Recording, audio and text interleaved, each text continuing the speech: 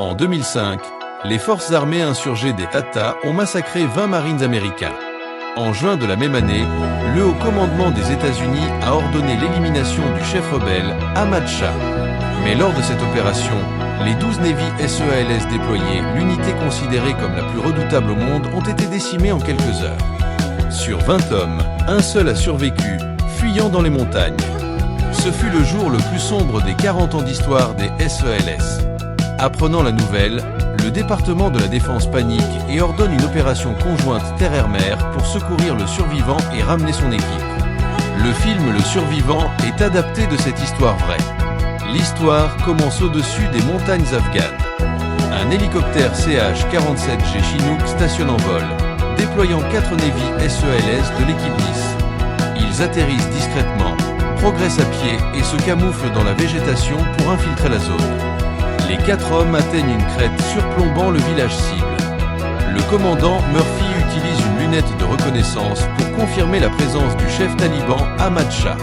À la base aérienne de Bagram, le reste des forces américaines est prêt à intervenir. Le plan se déroule sans accroc, jusqu'à ce que la situation dégénère. En reconnaissance, Murphy découvre accidentellement une patrouille talibane au sommet de la montagne. Il annonce à son équipe « Préparez-vous au combat ». Marcus brandit son fusil MK12 MOD 1 SPR. Sur le flanc droit, Axe détecte un ennemi et se repositionne. Danny prend sa place pour couvrir. Murphy et Danny n'ont pas utilisé de silencieux car la mission était censée être une mission de reconnaissance sans contact armé. Les SEALS appliquent immédiatement une tactique OCP, une technique de tir-retraite utilisée par les petites unités pour se désengager sous le feu. Ils forment une ligne, tirent intensément pour couvrir l'équipe, puis se déplacent un ou deux à la fois vers l'arrière, en alternance, sans jamais cesser les tirs. Axe tire avec son MK12 MOD un SPR d'une précision extrême à 500 mètres, éliminant plusieurs talibans. Danny tente de contacter la base avec sa radio PRC 148, mais aucune réponse. Un tir touche la main de Danny. Axe est blessé à l'épaule alors qu'il couvre l'équipe. Un ennemi surgit, mais Marcus l'abat. Un autre se jette sur Murphy.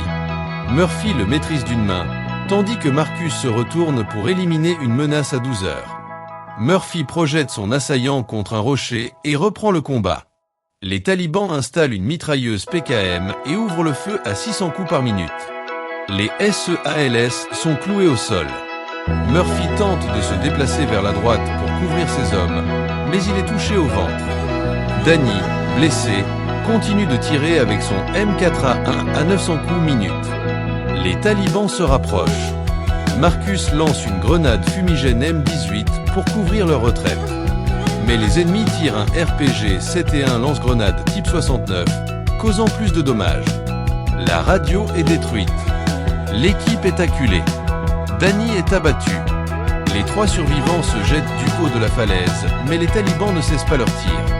Sous le feu d'une PKM, Murphy grimpe au sommet pour établir une dernière communication. Il réussit à contacter la base avec son téléphone satellite. Exposé, il est immédiatement abattu. À la base, un Chinook CH-47 transportant une équipe cible de renfort d'école pour secourir les survivants. Mais sans hélicoptère Apache pour les couvrir, le Chinook est touché par une roquette. Les 16 hommes à bord meurent, y compris les SEALS et l'unité d'aviation 160 TH SOAR. Un deuxième Chinook tente l'approche, mais se retire sous le feu ennemi. Axe est encerclé et exécuté d'une balle dans la tête. Marcus, lui, est repéré et un RPG explose près de lui, le propulsant au bas de la montagne. À ce moment critique, des hélicoptères Apache apparaissent, forçant les talibans à battre en retraite. Mais faute de carburant, ils n'identifient pas Marcus et repartent. En seulement 4 heures de combat, 19 soldats américains ont été tués. Gravement blessé, affamé et à bout de force, Marcus tente de survivre. Des villageois le trouvent. Il sort une grenade M67 par instinct, mais les hommes ne montrent aucune hostilité. Ils le ramènent au village et le soignent. Marcus leur montre une carte, espérant qu'ils préviennent l'armée américaine. Mais le chef taliban et sa troupe arrivent rapidement.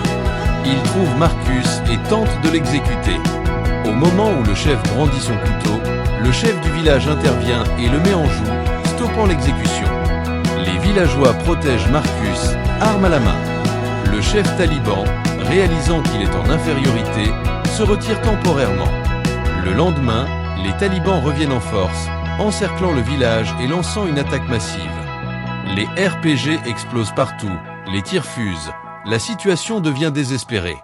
Pendant ce temps, les marines reçoivent enfin la demande d'aide transmise par les villageois. Ils envoient immédiatement toutes leurs équipes de recherche. La bataille fait rage dans le village. Le chef du village protège Marcus et l'emmène se cacher. Un taliban capture un enfant et frappe Marcus, mais l'enfant lui glisse discrètement un couteau. Marcus poignarde l'assaillant et survit de justesse. Le chef du village affronte le chef taliban au corps à accent grave-corps. Il récupère un pistolet Makarov et l'abat. Mais les villageois tombent un à un. Les talibans envahissent presque entièrement le village. À cet instant précis, une escouade d'hélicoptères Apache H-64 surgit du ciel, déchaînant toute sa puissance de feu. Canon de 30 mm M230, roquettes, missiles Elfir. Un avion AC-130 les soutient aussi avec un canon de 105 mm et des mitrailleuses lourdes. Sous cette pluie de feu, les talibans sont anéantis et Marcus est enfin secouru. Au total, 19 opérateurs des forces spéciales ont été tués. Ce fut l'opération de sauvetage la plus coûteuse de l'histoire militaire américaine. Abonne-toi pour ne pas rater la prochaine vidéo.